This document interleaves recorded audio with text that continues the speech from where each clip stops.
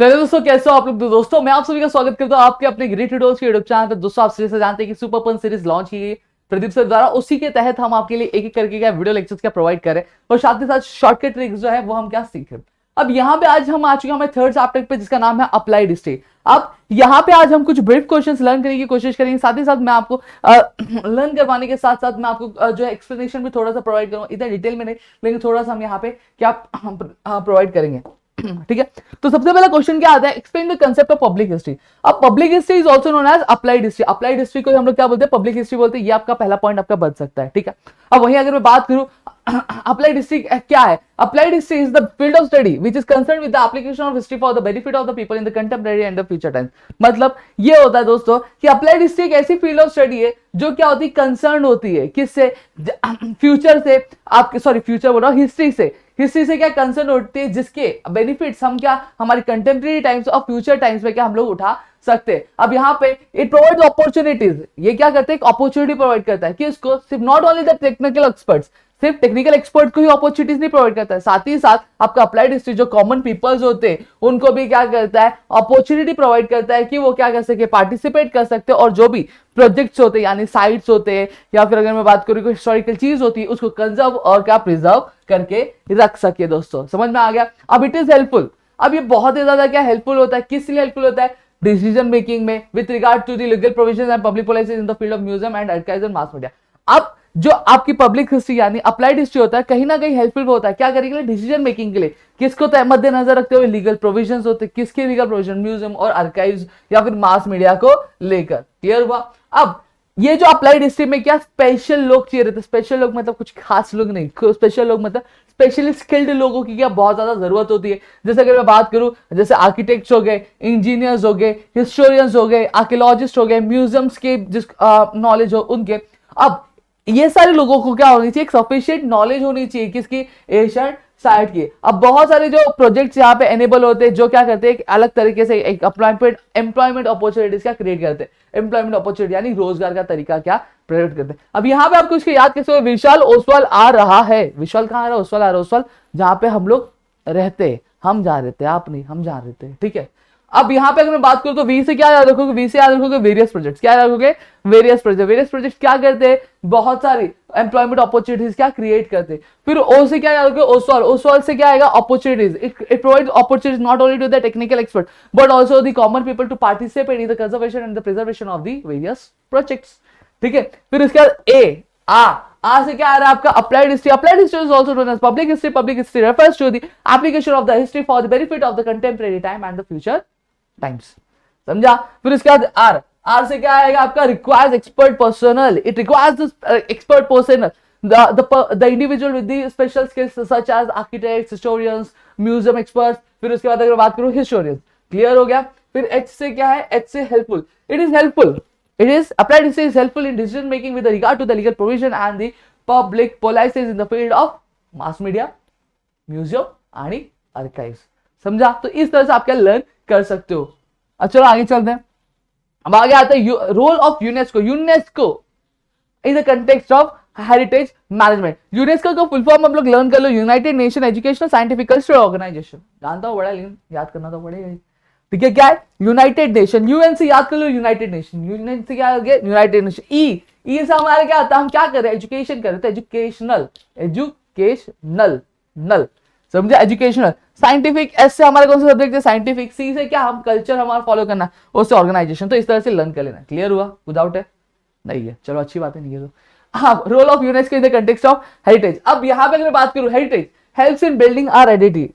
अब हेरिटेज जो होता है, हेरिटेज मैनेजमेंट जो होता है वो क्या करता है, कहीं ना कहीं हमारी जो एरिया की या फिर हमारे बोले हमारे स्टेट की, हमारे कल्चर की आइडेंटिटी बिल्ड करने में क्या हमें हेल्प करता है। फिर उसके बाद हमारे इट इज इंपॉर्टेंट, ये इंपॉर्टेंट है क्या करने का, प्रिजर्व और कंजर्व करने के लिए। क्या कंजर्व करने के लिए, ताकि हमारी जो आने वाली जो पीढ़ी होती है यानी हमारे मेरे बच्चे होंगे, फिर हम उनके बच्चे होंगे, फिर उनके बच्चे होंगे, उनके बच्चे, ऐसे बच्चे बच्चे होते जाएंगे, तो उनको भी तो पता चलना चाहिए ना भाई हमारा कल्चर क्या था, हमारी चीजें क्या थी, ये पता चली चाहिए ना। आज ही खत्म कर दोगे तो आने वाला कल क्या देखेगा, डोरेमोन, छोटा भीम, चुटकी, ढोलू बोलू, नहीं ना। तो ये सारी चीजें पता होनी चाहिए, सब देख के क्या करेंगे। ठीक है, फिर उसके बाद UNESCO, United Nation Educational Scientific Cultural Organization. ये क्या है, ग्लोबल ऑर्गेनाइजेशन। कौन सी ऑर्गेनाइजेशन, ग्लोबल ऑर्गेनाइजेशन, जो किसके लिए काम करता है, टुवर्ड्स द मैनेजमेंट, क्या कौन सी मैनेजमेंट, कल्चरल और जो नेचुरल हेरिटेज साइट होते हैं उनके मैनेजमेंट पे काम करता है, पॉलिसीज बनाता है, क्या सारे स्टैंडर्ड्स होने चाहिए प्रिजर्व करने के, वो सारी चीजें क्या मैनेज करता है।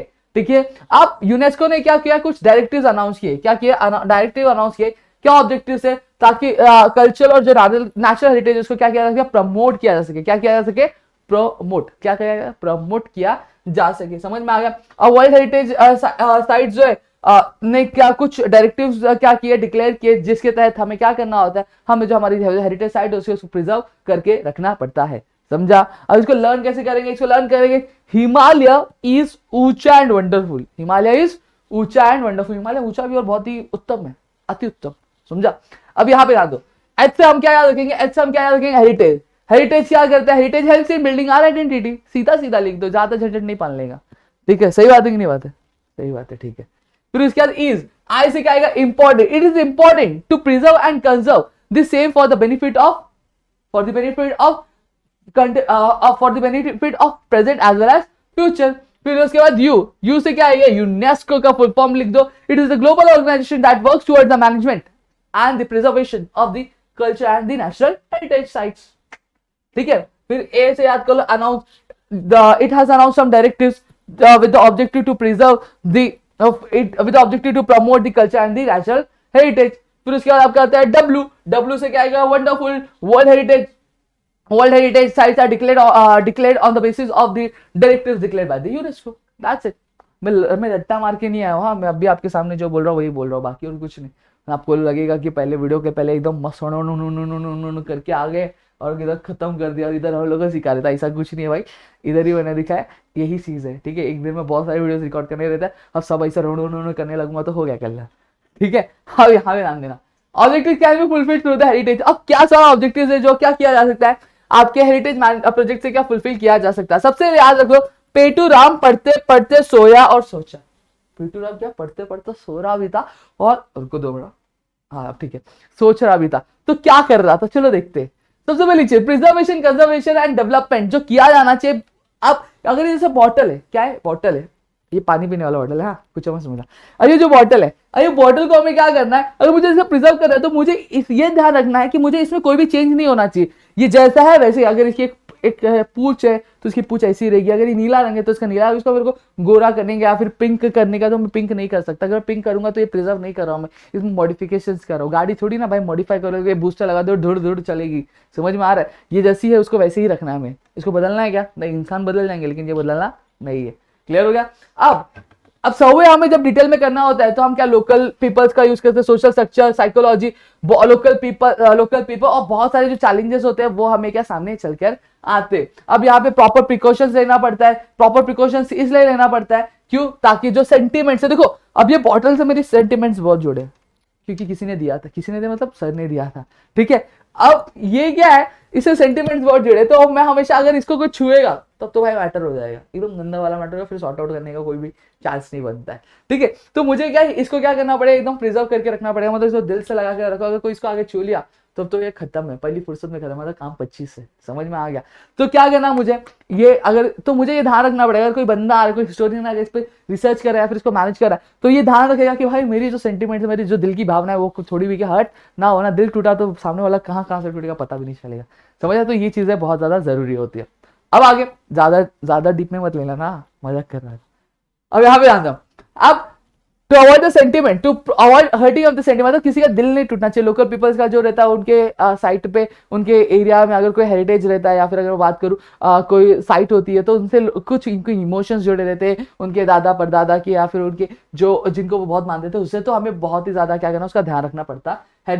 अब पार्टिसिपेशन होता है, लोकल पीपल का पार्टिसिपेशन भी होना चाहिए इसमें। अब सिस्टमैटिक प्लान बनाया जाता है, डिजाइन किया जाता है, ताकि जो लोकल पीपल्स है उनके स्किल्स और उनके जो क्रिएटिविटी है वो भी क्या किया जाए, एनहांस किया जाए, उनको भी एम्प्लॉयमेंट अपॉर्चुनिटीज मिल सके और अच्छी अपॉर्चुनिटीज मिल सके। अब मैं बात करूं, आपने देखा होगा बीचेस देखे होंगे, या फिर आपने देखा होगा कोई फोर्ट है, तो फोर्ट के आगे पीछे अगर कोई स्टॉल लगाता है तो वहां के जो लोकल पीपल जो होते हैं वही लगाते। अगर मैं बात करूं, हाँ, आप जैसे हमारे यहाँ पे कोई तारापुर फोर्ट हो गया, या फिर अगर मैं बात करूँ आप वसई में फोर्ट है, तो वहां पे जो लोग होंगे जो शॉप लगाएंगे या फिर स्टोर्स लगाएंगे, वो वहां के जो लोकल पीपल होते हैं वही लगाते हैं। जैसे आप बीचेस पे जाओगे तो बीचेस पे कौन लगाता है, बीचेस पे वही लोग लगाते हैं जो उस वहां के आजू बाजू रहते हैं या फिर लोकल पीपल होते हैं वही लगाते हैं, कोई बाहर का आके नहीं लगाता है। तो हमें ये इस तरह से प्लानिंग का डिजाइन करनी कि ताकि जो लोकल पीपल्स है उनको क्या एम्प्लॉयमेंट अपॉर्चुनिटीज का क्रिएट हो सके। क्लियर है?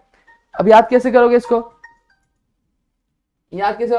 पेटूराम पढ़ते पढ़ते सोया और सोचा, समझा? पी से क्या याद रखोगे, पार्टिसिपेशन याद रखोगे, पी से क्या याद रखोगे, पढ़ते पढ़ते याद रखोगे, फिर उसके बाद प्रिजर्वेशन याद रखोगे, एस से क्या याद रखोगे, सिस्टमैटिक प्लानिंग, और सोचा से अपना ये याद रखोगे क्या हुआ, सर्वे इन डिटेल। तो इस तरह से आपके अपना जो क्वेश्चन आंसर है वो लर्न कर सकते हो। आई होप आपको चीजें समझ में आई। इनकेस अगर कुछ डाउट है तो आप हमें क्या कमेंट सेक्शन में पूछ सकते हो, और भी सारे वीडियोस और भी ब्रीफ चाहते हो लर्न करके वह हम दे तो फटाफट से क्या वीडियो को लाइक करना, दोस्तों के साथ शेयर करना, अपने दोस्तों के साथ शेयर करना ताकि और कई सारे वीडियोस हम आपके लिए लेकर आ सके दोस्तों। Thank you.